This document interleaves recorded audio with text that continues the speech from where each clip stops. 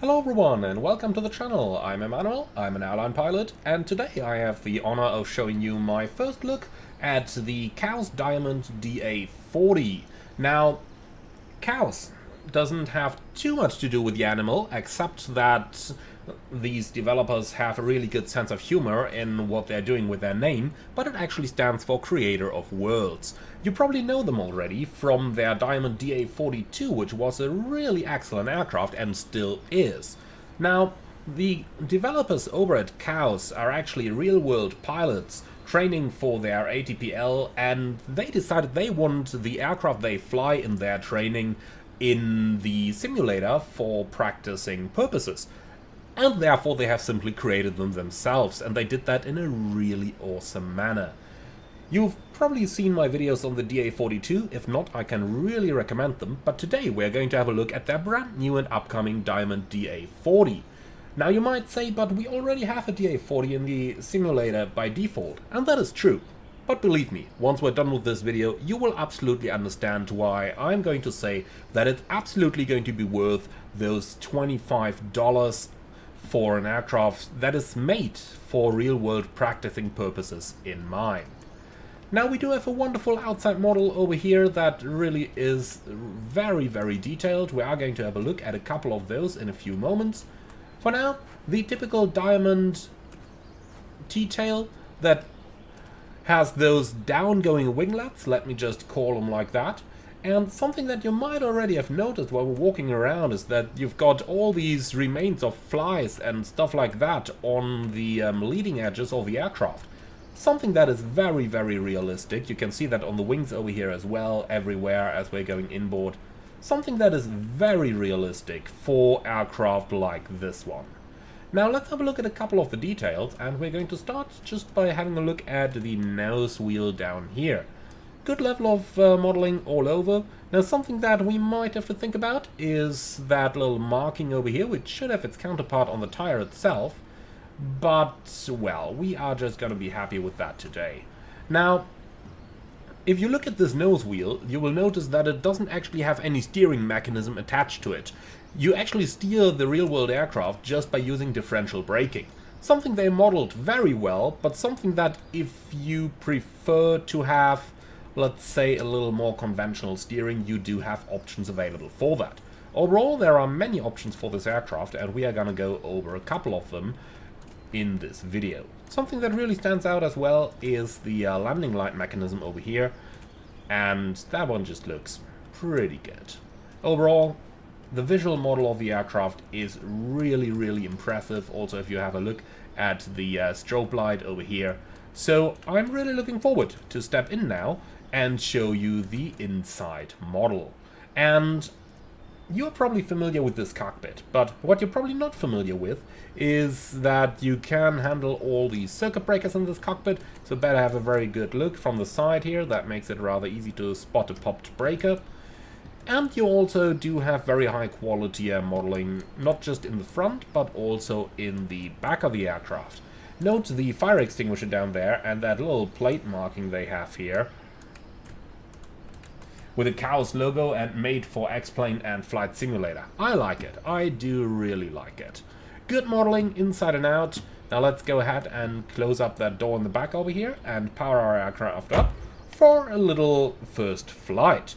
Now the idea for today's flight is to depart VFR of St. Peter-Ording, make a little bit of air work where I can show you a couple of really cool features, such as the engine shutdown and restart in flight, which they modeled really in a high level of detail. You will see that later on.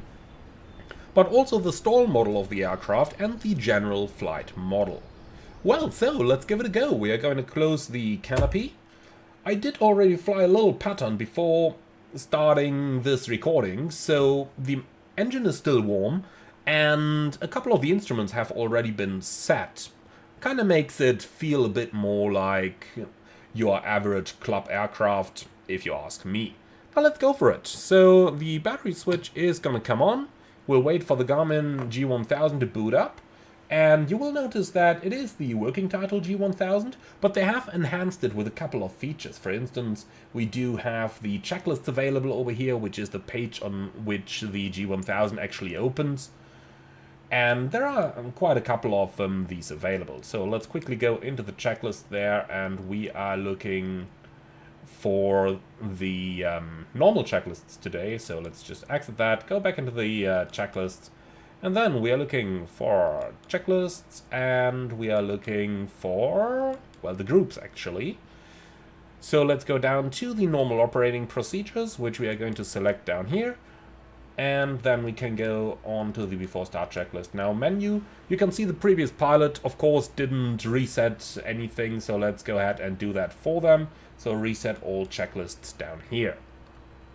Alright then, let's go for it. So, electric master is checked on, rudder pedals adjusted, passengers instructed, seatbelts fastened, adjustable backrest is upright, the rear doors are closed and latched, the front canopy is in the fully closed position. Fuel quantity. So down here we can see we have roughly 15 gallons on each side. So that's checked. Then fuel selector onto the fullest tank, which is, well, they're more or less equally full. So we're just going to stay on the right hand tank over here. So on the engine page, we're going to reset the fuel quantity and check the total time in service. So let's go onto the engine page down here. So reset fuel. And then we currently have 30 gallons of fuel on board, so let's press the decrease button down here until we see 30 gallons right up here in the remaining counter. Total time in service 5.1 hours, that's cumulative, so it remembers anything that you have previously flown on it, which is pretty cool. Alright, so let's get rid of all that. Then MFD engine default, anti-collision light, strobe light is on, propeller area is checked clear, and then immediately after engine start, check oil pressure in green range within 15 seconds, check amperes, and check volts, which we are all gonna do. Alright, and that's the before engine start checklist complete, so after engine start will be next. Therefore, let's go up onto the engine page, and now we're going to start the aircraft up. It doesn't have a beacon, so that way we are using the strobe light.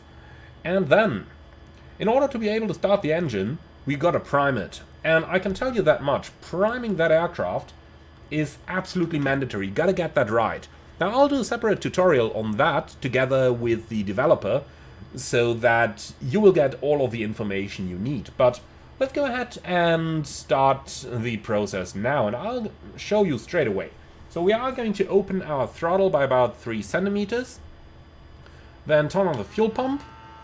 Now let's bring up the mixture, and we can see fuel flow increase here for around 3 seconds or so. So let's go back to idle, keep the pump running, and now we can start the engine up. When we start it up, we are going to put the ignition key onto the start position until the engine fires up, and then we got to increase the mixture quickly.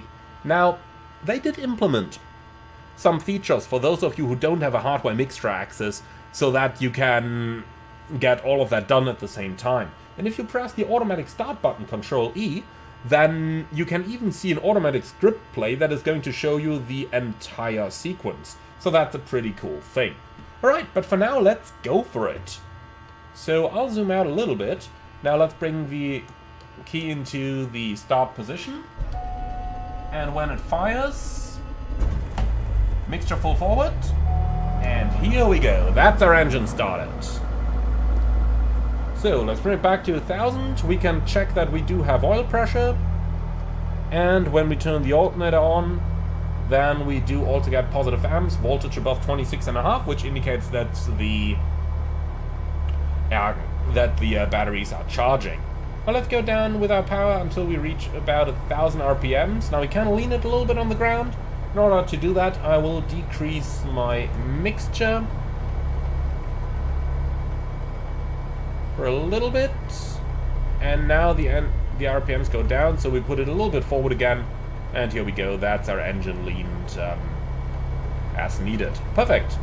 So let's go into the after engine start checklist. Oil pressure is checked. Fuel selector, switch tanks. That's in order to find out that both tanks actually work. Then ProArt on.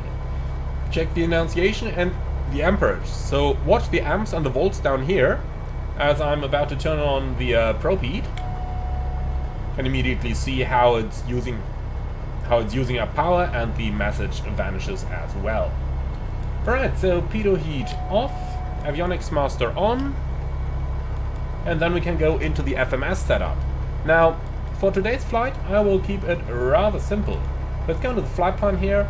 Previous guy, of course, didn't remove any of that stuff, so let's go into the menu and delete the flight plan. Now we are going to go from Echo Delta X-Ray Oscar, which I am going to enter using my keyboard. No runway, to a destination Echo Delta X-Ray Bravo. Like that, and enter everything, and that's our flight plan inserted. Just a little 12-mile flight. Alright then. So with that done, back into the checklists. So FMS setup is completed, autopilot test. Now for that we are going to press the autopilot button over here, and then we observe that it starts moving the stick a little. Now we can cancel that using the BRB, the big red button, and that deactivates the autopilot again. Now let's get the flight director out of view there as well. So flight lights, we can't check that during the day. Position lights on as required, we don't need them today. Flaps, full trouble, then takeoff. So let's go for that. Bring the flaps down.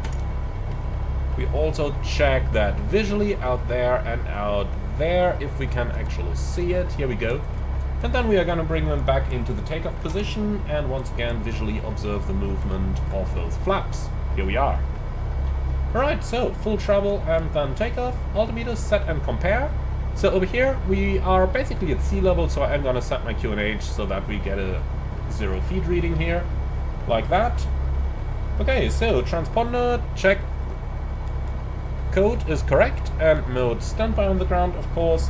Then park and brake release. And the park and brake is one of the first things where I gotta show you one of the features of the aircraft. So when we go into the engine page and then press the menu button, then we get a whole lot of custom options available. So for example, right now we're in failures mode off. If you go into normal over here, then we get like realistic failures. You also have high and then chaos, and chaos gives you a new failure every 30 seconds when you're above 30 knots. So that's really cool. If you want a challenge, that's the mode to go for. Now I'm going to use the normal mode today. Now we can enable panel state saving here. That always saves your last panel state and brings it back if you load at a parking position on the next one. Engine damage will of course be turned on. Realistic park and brake. Now that's a really cool option.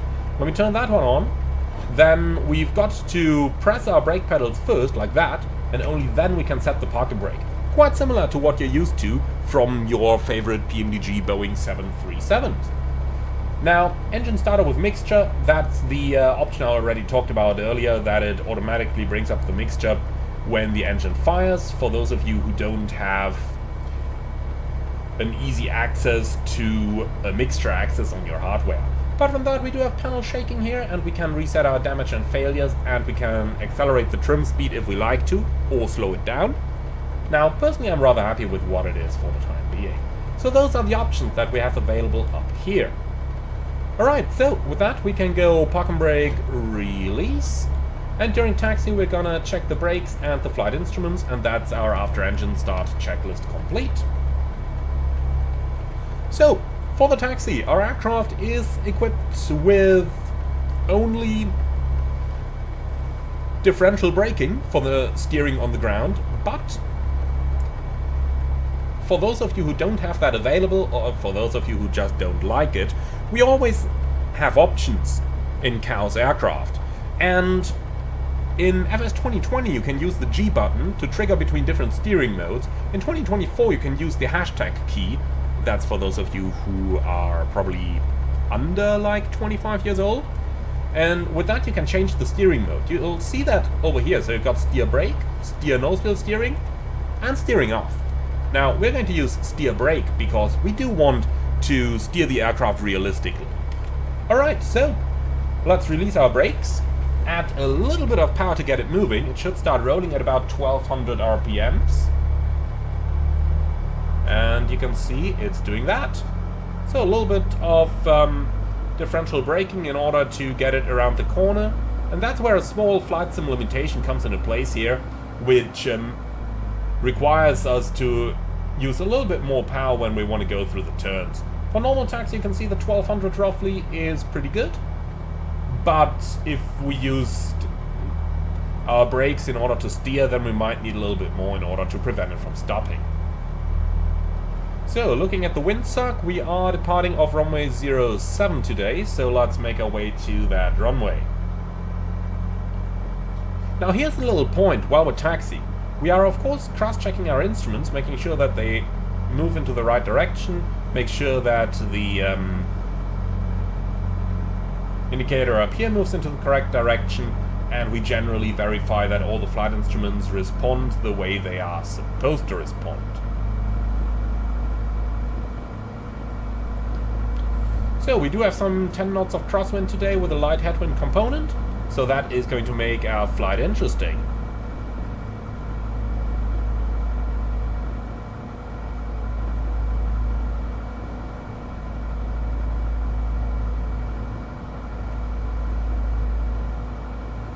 Alright, and here we go. So, park and brake is set, then let's go into the B4 takeoff checklist. So that's park and brake set, seatbelts fastened, adjustable backrest upright, rear doors closed and latched, front canopy closed and latched, door warning light, that would be over here, is out, engine instruments in green range. Now that's a really important one. You can see the shortened version down here, but let's just quickly go to the engine page again. You can see my oil temperature right now is at 175 Fahrenheit. Now, when the aircraft is cold, and you have cold weather outside, like right now it's 0 degrees, then that one's still going to be really low.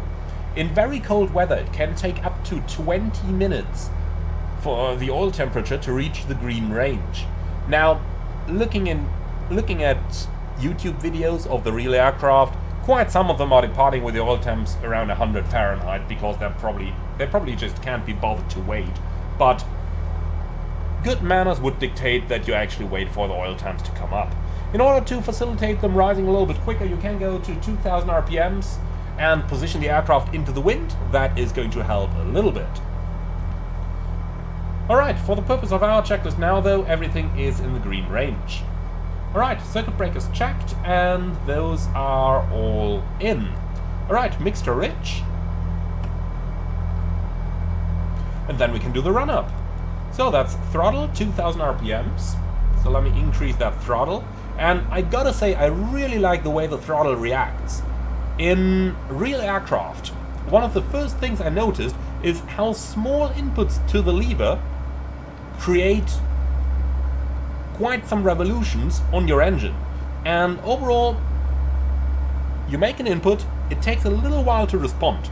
And it's very hard to describe that, to be honest, but they modeled that feeling really well. That engine is reacting exactly like I'd expect an engine to react. So we're in 2000 RPMs, then prop control, cycle 3 times, then high.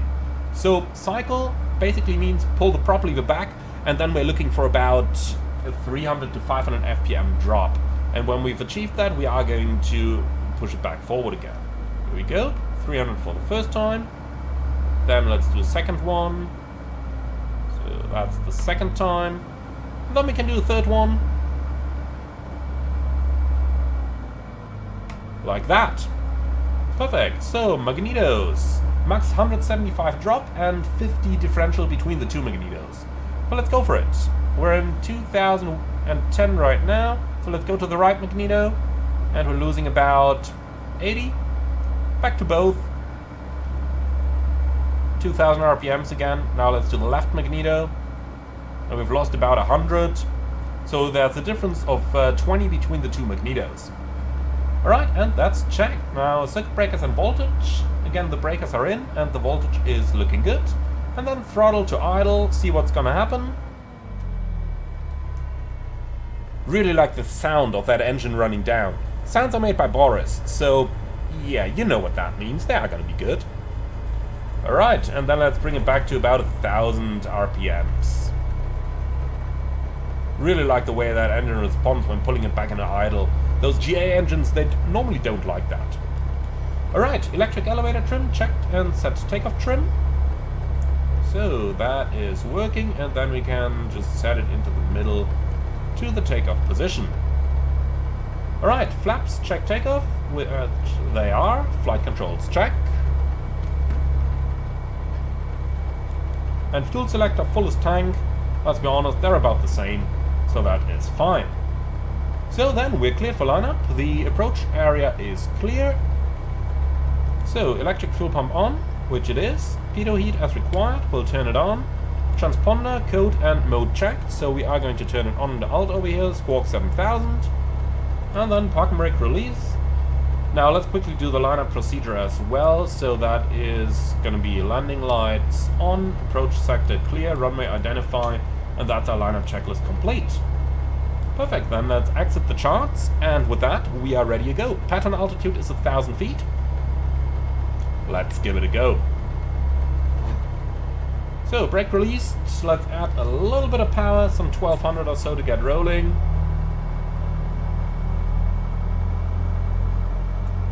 Little bit more it seems, but if you look at how the aircraft started to turn to the left there, that's an indication that our nose wheel was a little bit in the left position. Then of course you have a bit more drag, so you need to increase your power by a bit. That's really well modeled.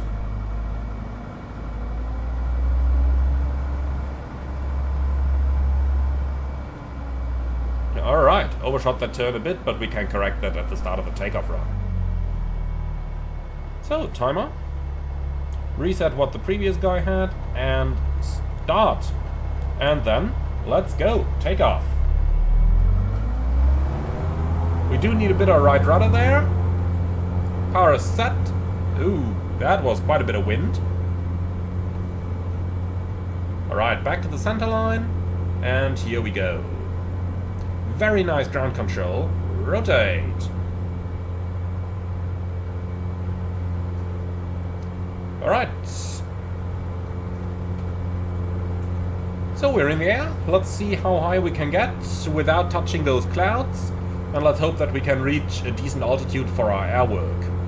You'll notice the DA40 doesn't climb too quickly, but that's actually one of the things I like very much about this aircraft. It is a perfect trainer. And it doesn't go too fast, but it gives you a very nice feeling of flight. Okay, so reaching 400 above ground, let's reduce the RPMs back to 2400. Then flaps up, fuel pump off, landing light off, and that's the procedure complete. So the right side is clear, let's start our right hand turn into the direction of the water.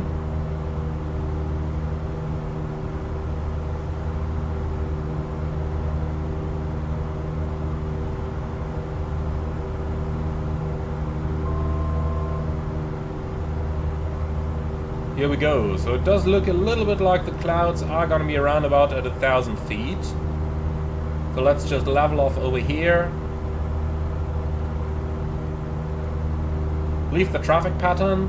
And well, over there there's no clouds. So let's go in that direction so that we can start to do our air work. Actually over here it looks rather okay as well. So I tell you what, we're going to give it a try. Let's see how high we can get here. I want ideally some 3,000 feet or so. So let's see what we can achieve. In general, we climb at about 80 knots-ish. 75 is also quite fine. And depending on the actual weather, it's going to give you a nice rate of climb. Somewhere about 700 feet a minute if you're really heavy. Up to about 1,000 feet a minute in the weather conditions we have right now. So typical general aviation, but something that I do really like. Now the flight model itself is really well done. That's one of the things I totally loved about the DA42, and they've managed to pull it off once again in the DA40. You can see I'm dead on the controls, and the plane is going where it's supposed to go. Now, club aircraft do have a little bit of a tendency to occasionally have that tendency to go left or right. Now, that is actually modeled, and that is actually quite cool. So, if the airplane is not ideally in trim, it's gonna start moving somewhere, but once it's trimmed out, that airplane is going straight where you pointed. And that's something that aircraft do in the real world, that not many flight simulator aircraft actually do. So I'm really, really happy with how Chaos did the flight model and how the aircraft goes into the right direction, and generally how it sits in the air, if we can call it like that. So once it's trimmed out, so basically now the plane simply goes where it's supposed to go. And I like that, I really do. Looks awesome from the outside as well.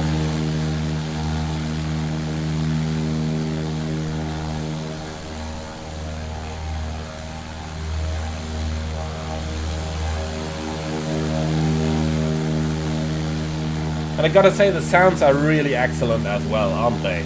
Boris certainly did a great job there. Right, let's go back inside. You can see how I yawed a little bit. Alright, reaching 3000. Let's level it out over here. And since we are not in any hurry, let's just bring it back to a nice training power setting. And that's basically 1990. So I'll just bring up the engine page here to make those instruments a little bit larger for you. So we're going to reduce to 19 inches. And then 1900 RPMs. So a little bit below 19 inches at first. Because have a look what happens when I'm reducing my RPMs now. You will see how your manifold pressure actually increases.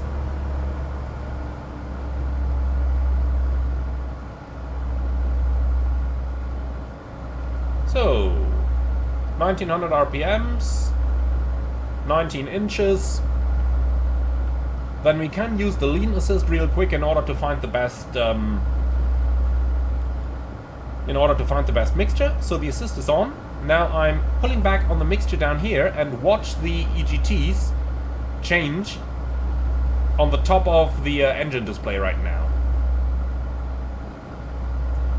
They will eventually find their peak, and when they start to drop again, the plane tells you the differential from the peak.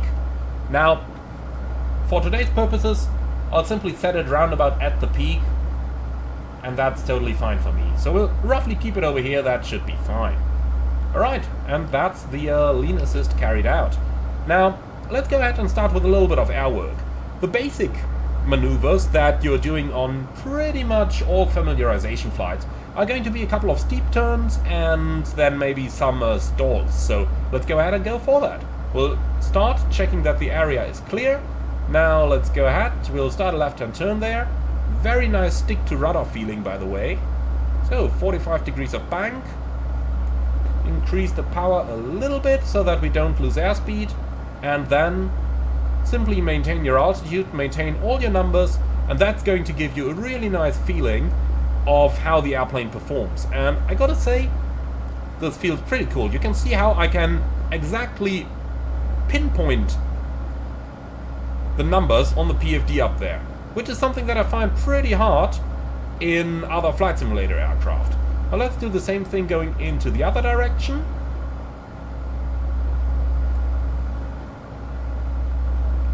Again, you can absolutely nail the numbers over here. Something that I really, really like. That's a very good way to practice your instrument scan as well, by the way.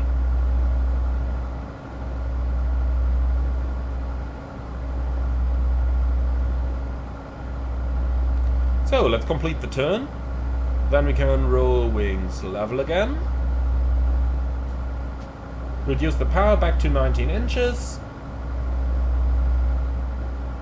And that's it. That's our steep turns. Very nice to control and very precise feeling in the flight controls. That's probably something that Chaos does best of all the aircraft I've tried in the simulator. Now let's do something else. Let's go ahead and do some stalls. So we are going to check that our trim is in the neutral position, like that. And then let's reduce our power to idle, pull the nose up a little bit, and what we will observe is that the behavior is rather gentle. But now, look at what happens when I add some aileron. So now I'm adding left aileron, and the aircraft falls over the right wing. Right, let's recover that one. No, let's not pull a secondary stall. Now let's do the same thing once again. Now look exactly what happens when I apply the aileron. The airplane goes into the opposite direction. That's pretty cool. They've done that really nicely. Alright, let's add some power. We did lose a little bit more altitude than I would have liked here, but I want to demonstrate the same thing again with the flaps extended. So let's get the flaps out, and now watch what happens. Getting into the stall region, now I'm applying aileron. You can see now we actually do have some aileron control available, as the aircraft now does actually have a reduced stall AOA where the ailerons aren't reversed yet. Pretty cool. Alright, let's get the flaps back up. Then we can increase our power again. We gotta climb another 1,000 feet or so. So 2400 RPMs, maximum throttle. And let's also give it maximum mixture again. Around 75 knots, and now we gotta start a little climb again in order to gain some more altitude. Now, something that cows have also implemented that I really like is what happens to the aircraft, or rather, what happens to your engine when you switch it off in flight and then try to restart it again. Now, how are we going to do that? Well, once we've reached about 3,000 feet, that's like the minimum altitude I'm accepting over here for the video. In the real world, I go to 5,000, but it just takes so long to get us up there, so let's just do it this way. Now, once we're up there at altitude, I will cut the mixture, and then we'll watch what's gonna happen to the propeller. Basically, when we fly a very slow speed, the propeller is gonna stop, but without the need to apply any ignition. If we speed it up to about 130 knots and simply add the mixture again, you will be able to watch the engine restart as the air starts to spin the propeller again. Now let's go ahead and do that. So, mixture cut off, the engine failed. Let me hold the nose up, and you'll see at the very slow speed we are at right now, the engine simply stops. Now let me push it over, some 20-25 degrees, and now watch what happens to the propeller as the airstream increases as our speed increases. Sink rate. You can see the prop starts to turn. Now I'm adding mixture.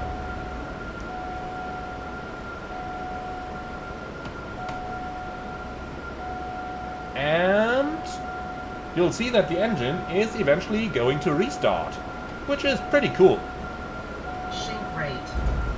Here we go, 130 knots. And here we go, that's our engine running again. Really nice feature, I like that very much. Alright, so let's just stay down here, because there is one more really cool feature that I want to demonstrate to you. And that's what happens when you are using the alternate static system. So, many of you will probably be aware how the static system of an aircraft works and what it's connected to. For those of you who don't, basically your static pressure is used for both altitude and airspeed. Now, when we change over to our alternate static, let's see what's gonna happen. And a small note here, you've gotta have a look at the standby instruments, because the G1000 doesn't support any of that functionality, which is a flight simulator limitation. But let's switch over, and here's the valve. So now we're on the alternate static source. Now let me open that window so that we create a suction effect. And look at our gauges. That's really cool, isn't it? The alternate static source is located inside the cabin and not on the outside, to cover, for example, possible icing conditions, and you can immediately see the effect. Now what's even nicer, let's just go wings level here for a moment, and let me put the aircraft into a slip. Now, our open window is on the left side, so when I'm slipping the aircraft so that more air rushes in through that window, we get a higher static pressure, which means our altitude indication is going to increase. Let's have a look at that.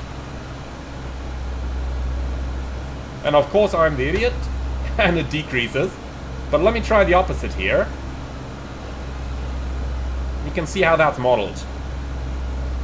Really nice. Look at how the standby speed indicator overreads. And remember that only the standby instruments have that modeled here. The G1000 does not. Let me bring it back into normal flight here.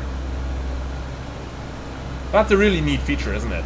Let's close that window again, change back to the main system. And you can immediately see how our needles are coming back to normal. I really like that. I really like that. Now, let's go ahead and do a couple of traffic patterns so that we can see how the aircraft feels on approach. We are approaching Heidebusum Airport, which is a small strip in northern Germany, and I'm going to show you the approach charts for that just now. This is what it looks like from the real-world AIP, and you can see we've got a northern traffic pattern here in 800 feet, and we do have runway 11, which is going to be our active runway. The pattern basically goes over that wind park, across the sides of it, and then turns final just about at that road over here. Alright, with that in mind, let's descend down to an altitude of 800 feet, which is our pattern altitude, and then we can see the wind park over here. There's a couple of larger turbines over here, and then smaller ones over here, and the base is just over here, and the field is located right in the back over there.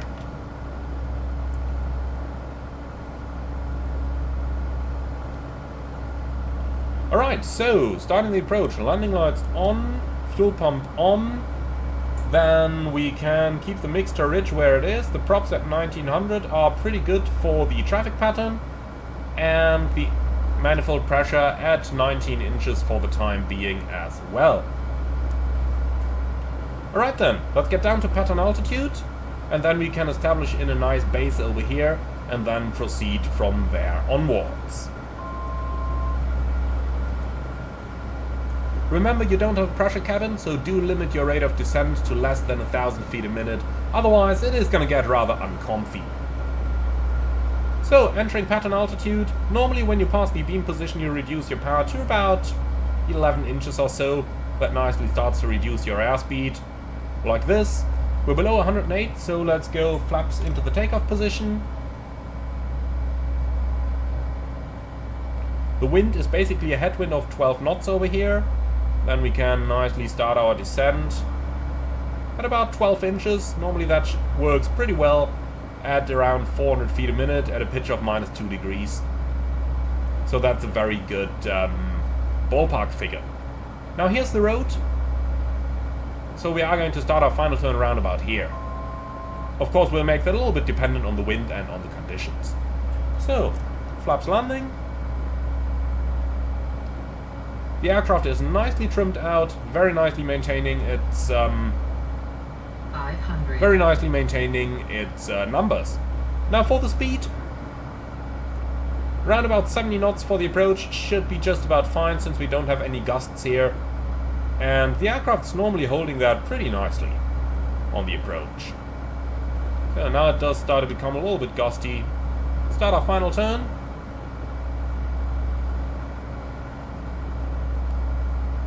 Nicely around the buildings, that's what they emphasize a lot in Germany. And then we are going to do touch and go. How do we do that? Once we're down, flaps back into the takeoff position, and then we can already set the power.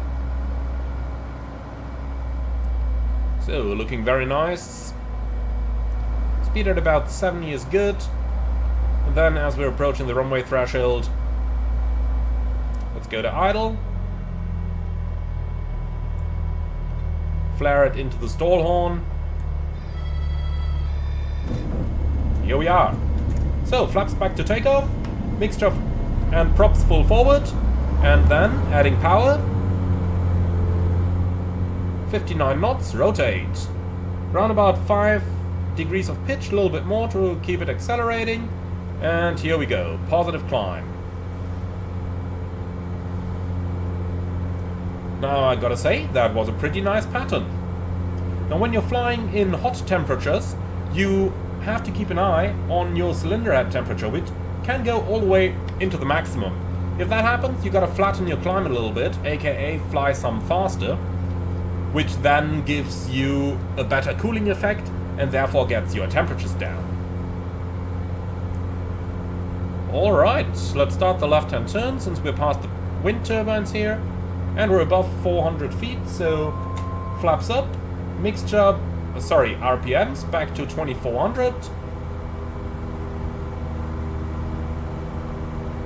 Fuel pump off, landing light off, and that's it.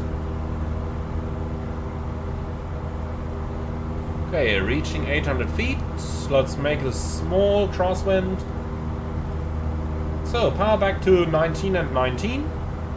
And then we can turn downwind.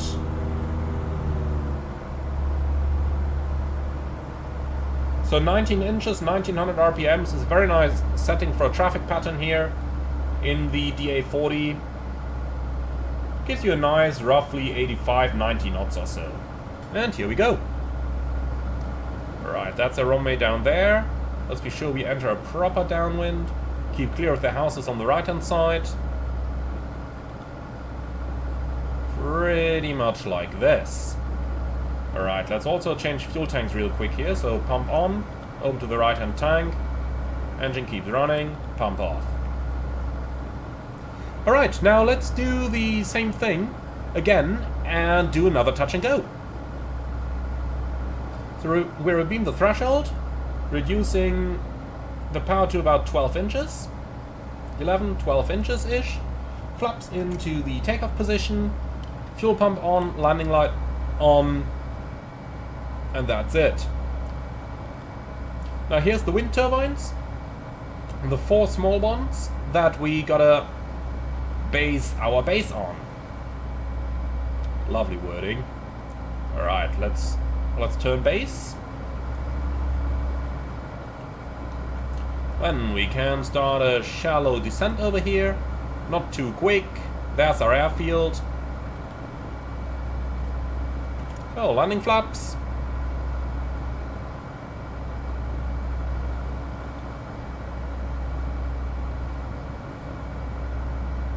And here we go, looking very good. Let's make sure to keep that speed up. Looking at around 70 knots at our current gross weight. At the maximum weight you're looking at about 73, at lower weights down to 60. So you have a little bit of range there, but that's nicely described in the product manuals. And you can even download the manuals of the real-world aircraft on the actual manufacturer's website. So all the information you need to fly this one properly is available to you.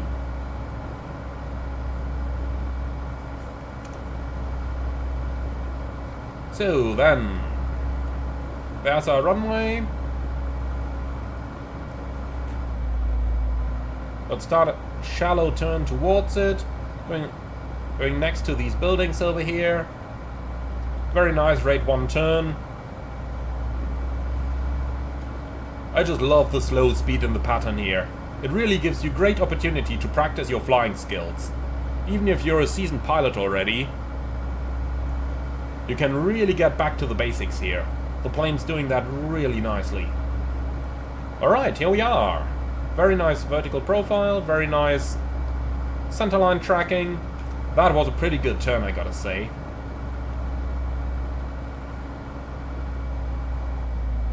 Alright then, power idle. Let's flare a little bit better this time. Here we go. Oopsie. Okay, so flaps up. Prop full forward and then set power. 59 rotate, and man, that was some pretty bad lagging there. That's what I don't like about FS24. Sometimes on the runway it's doing these things. But I can assure you that's not the aircraft, that's the simulator in general. Alright, so positive climb again. Now let's get back to St. Peter-Ording. But first of all, let's fly normal takeoff profile here. Very nice rated climb, I gotta say. Now we're passing 400, that flaps up. Then let's reduce our RPMs to about 2400, like that. And then fuel pump off, landing light off, and that's it. Alright, we're passing the end of the wind turbines here. Let's get around that. Let's get around that farm down there, in the middle between the two over here. And then we can just climb back up to about 1500 feet or so, which for the short time that it takes us to get back to St. Peter-Ording is going to be a perfectly fine cruising altitude.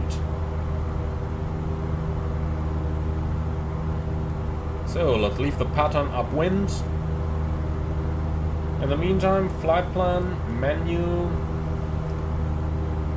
scroll down a little bit and invert. So let's go back. And that is looking pretty good.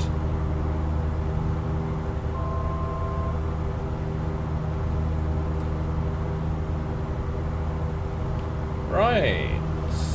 Let's level it off nicely in 1500.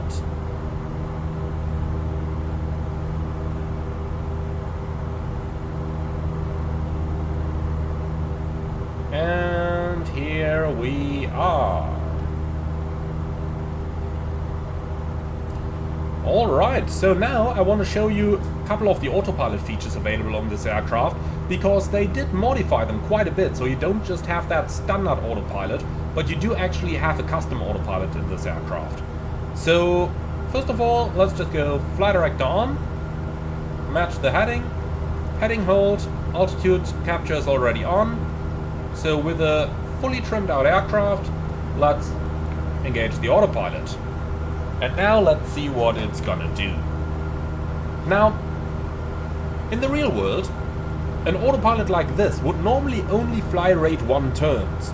Rate 1, for those of you who've left flight school for a little longer already, rate 1 equals true airspeed divided by 10 plus 7. So at 130 knots, we're looking at 21 degrees angle of bank. Well, let's give this a try. Let's do a left turn here, heading 280. And you can see, it gives you a very nice, roughly 25 degrees of bank. And down here on the instrument, you can see it's almost rate 1. Now let's turn back to the right over here, see that in action once again. Heading 330. Now look at this, exactly rate 1. Very nice modeling there. Now let's just give ourselves a little direct to destination here, activate and nav. Of course I'm lazy, you know that. Now you can see, when I keep my engine at maximum continuous power, we get about 130 knots indicated. Now obviously that's not a normal cruising power that you would use in an aircraft like this. So what is a normal cruising power then? Well, either 65 or 75% is normal cruise power. So let's set 65, as that is what I've been using the most when I was flying general aviation. And in about 2000 feet MSL, that equals 26 inches and 2000 RPMs. So let's start to reduce our manifold pressure here to about 25-ish. Then we can reduce our RPMs down towards 2000.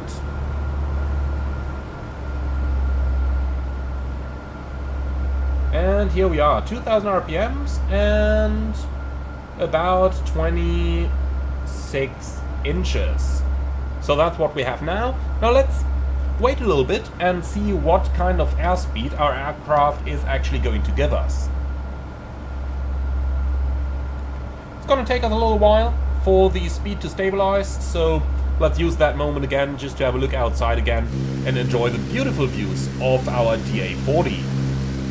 Very, very nice modeling, very nice sounds, and yeah, awesome systems. Gotta say that, really gotta say that.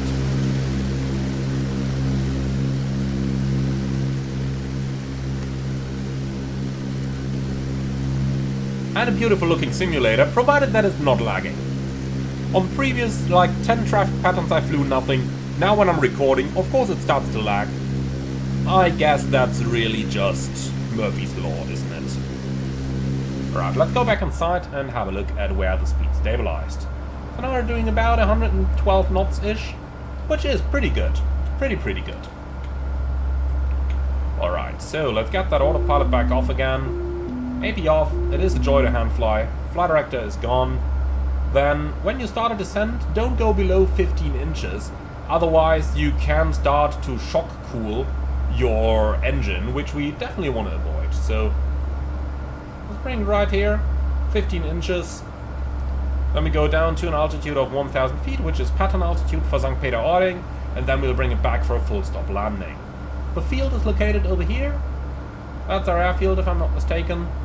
Always find that one rather hard to spot in the real world. It's rather easy. In the sim, however, it's rather difficult. In the real world, there's a couple of wind turbines. When you come from that direction over here, it's pretty easy. The pattern goes right over here, so we can enter our traffic pattern in a few moments. Here we are, 1,000 feet, let's maintain that. We can already set our pattern RPMs, so down to 1900 RPMs and about 19 inches. Right, let's make the left-hand turn into the traffic pattern. And landing light on, fuel pump on, mixture full rich, and we're on the fullest tank. Perfect.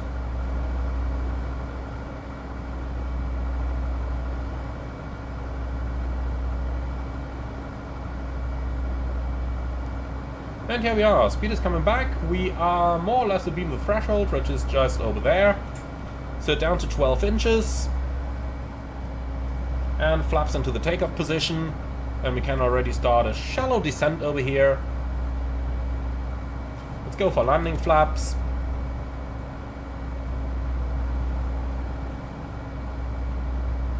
There's our field. Right, let's start the base turn past this farm down here. So we will have some 14 knots of tailwind on the base leg, so let's descend a little bit quicker here. And now you'll see why I love St. Peter-Ording so much. The final is just really short, makes it really exciting to fly here. So we'll go in between those buildings over here. There's our field.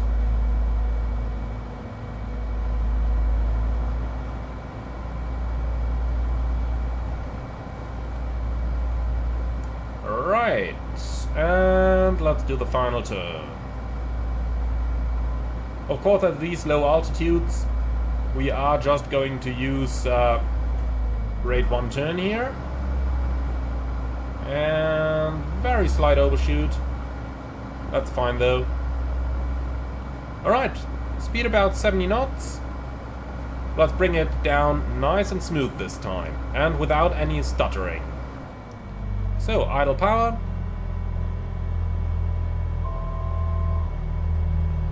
Flare. Decrap. Lovely. That's how we gotta do it.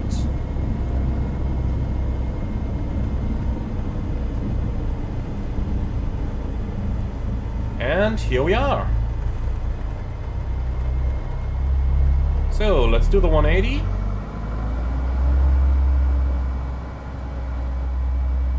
You need a little bit too much power there, unfortunately. Oh, hello, FS24. Yeah, I don't know what it is when you're turning too quickly. Sometimes it has these problems.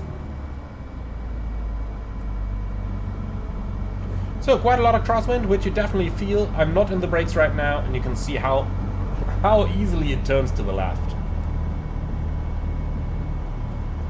Okay, so we'll vacate the runway over here, taxi to the refueling station, refuel the aircraft, and then we can do a little summary here.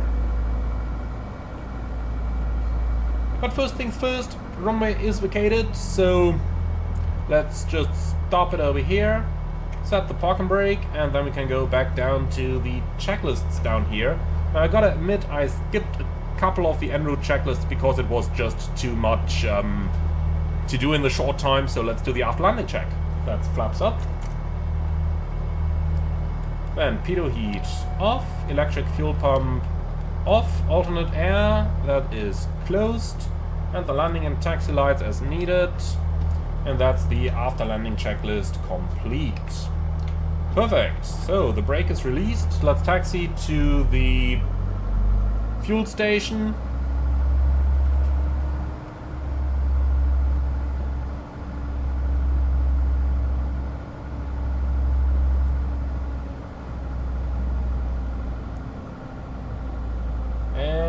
here we are. I probably used a little bit too many RPMs there, but it's fine. Alright, so the parking brake is set, then let's go ahead for the shutdown. So, parking brake set, engine instruments are checked, MFD. So, total time 5.9 hours is noted. We've used 6.3 gallons. Alright, ELT is checked and not activated. Avionic masters off. Electrical consumers except anti-collision lights are all off. Throttle for 1000 RPMs. Ignition, grounding checked. And then mixture. I find it amazing how quickly that prop stops, isn't it? That just, in my personal opinion, can't be good for the engine, but they build it that way, so someone will have put some thought into it. Alright, ignition. Off, anti-collision light is off, interior light is off, start key. Well, that's the one thing I'd like to see improved here. We can't remove that key for the time being, but hopefully soon. Alright, and electric master off. Well, and that's our flight in the Chaos Diamond DA40 completed. So what's my opinion about the aircraft? I guess I kind of took it away already at the very beginning of the video, that it simply is an awesome airplane. And by the way, for those of you about to say something, no, I did not crash it into there. So it simply is an awesome aircraft, especially the flight model is really good. It flies by the numbers from the actual POH, and you can actually do your pitch power flying, and it is one of the few aircraft that you can properly trim out in the simulator, let go of the controls, and it keeps going into the direction where it's been previously going, unless there is some interference, such as weather, of course. I do really like that. Now, it looks good, it flies good, it sounds good, and at $25 it's priced very decently, so I can give a full recommendation for the Chaos DA40. Now, at the end of the video, of course, I'd like to thank Chaos for giving me a review copy of the aircraft, and thank OrbX for that one as well. If you're interested in the aircraft, head over to the OrbX store and you can grab it there for $25. My full recommendations, I am sure you are gonna enjoy that one. Made by pilots, as a replica of the aircraft they are flying every day in the real world, so it doesn't get much closer than this. Thank you very much, I hope you liked the video. Be sure to like, comment and subscribe, and if you really love what I'm doing on this channel, I would appreciate a small donation through the Buy Me Coffee link in the video description below. Thank you very much for watching, and I'm looking forward to see you all again on the next one.